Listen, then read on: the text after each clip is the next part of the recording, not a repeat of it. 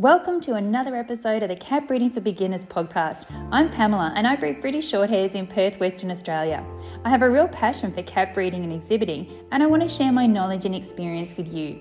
I'm on a mission to help new cat breeders go from feeling intimidated, confused and having trouble getting started to confidently breeding happy and healthy cats whilst enjoying this amazing hobby. Before we get started, make sure you visit my website and download your copy of my helpful guide, Advice to New Breeders, where experienced breeders share some great tips they wish someone told them when they started breeding.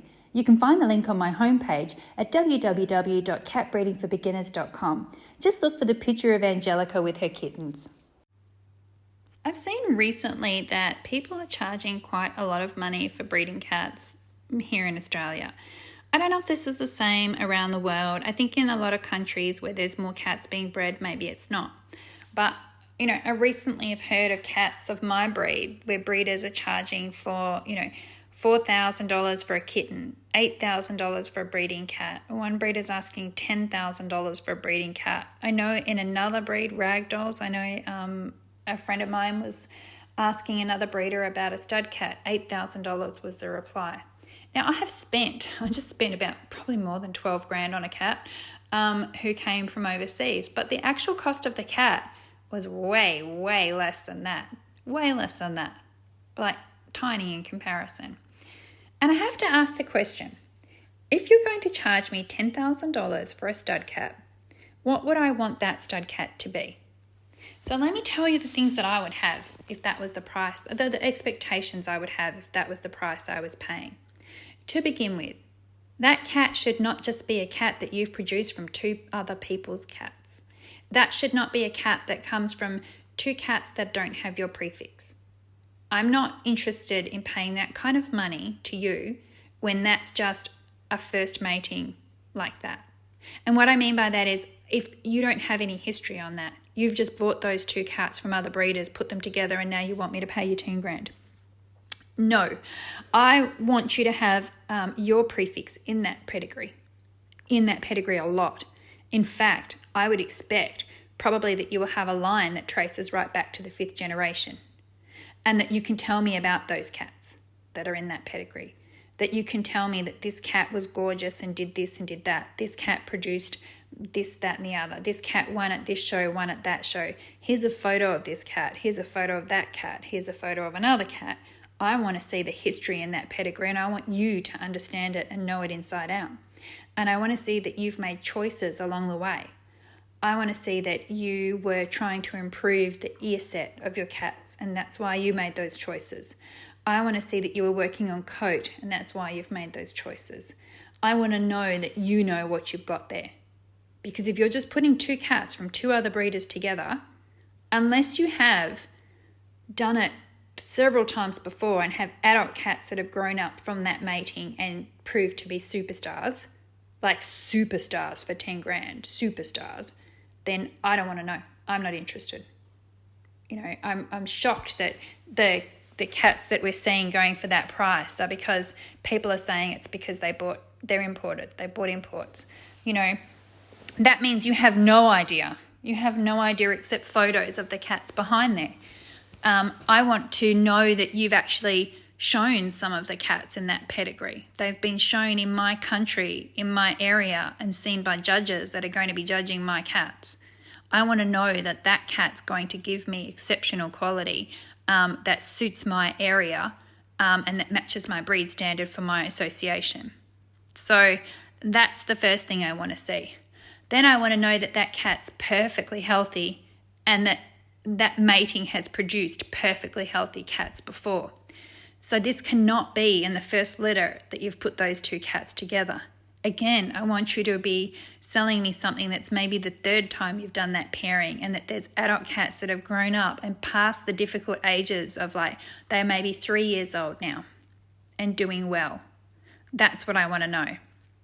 I also want there to be photographs of those cats, videos of those cats, so that I can see and know what they look like, so that I know that this is not just a one-off thing. I want to know that those genes in those cats are pretty much going to be passed on to my cats, because it's not just a one-off random pairing that's created something special.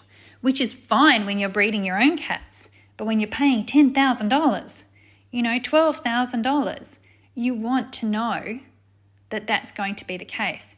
You want to know that that investment you're making is going to pay off in top quality cats with super health as well.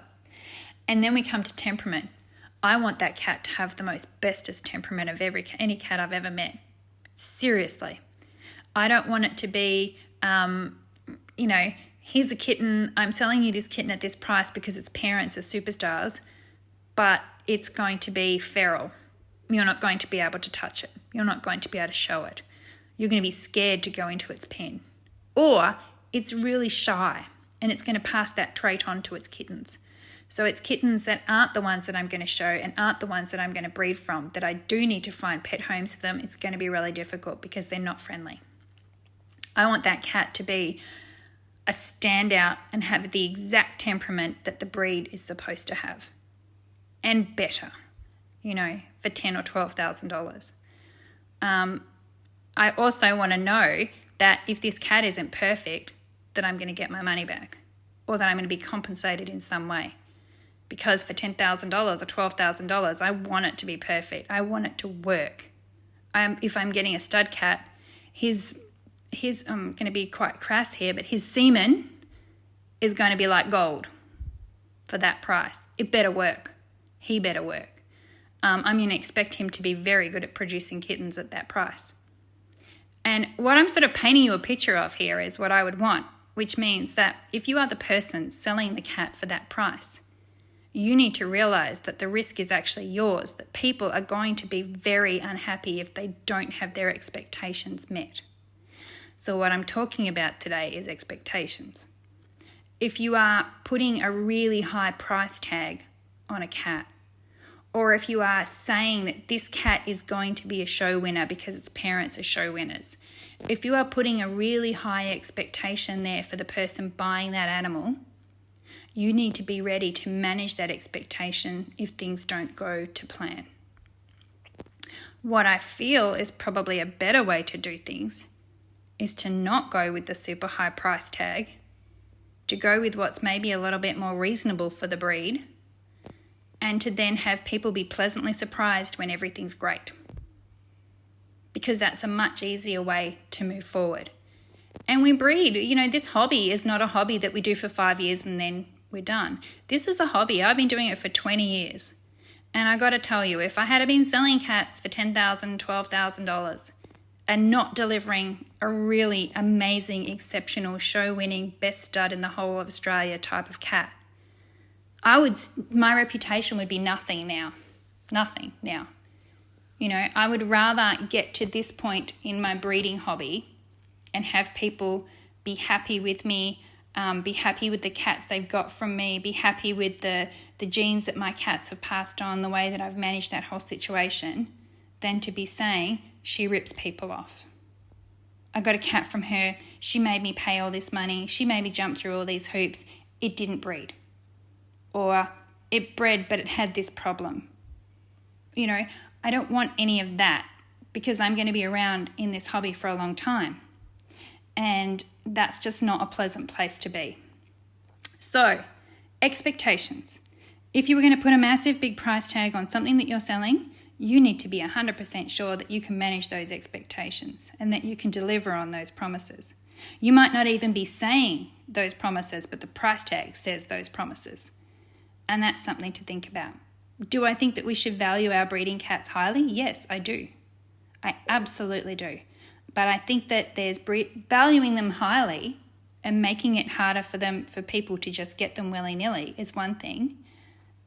Valuing them, at the, Ferrari level, the Lamborghini level, is maybe not such a good thing. That's just something to think about. And maybe I should be charging $10,000 and $12,000 for my cats. My mortgage would be paid off a lot sooner. I don't know. I don't think I can do that. So that's my thoughts for you. I hope that was helpful. Thanks for listening. Make sure you visit www.catbreedingforbeginners.com where you can find articles, guides, courses and more. Plus, make sure you check out my amazing New Cat Breeders Club. It's a supportive space where new cat breeders can learn, share and help each other. I only take new members a few times a year, so sign up to make sure you don't miss out.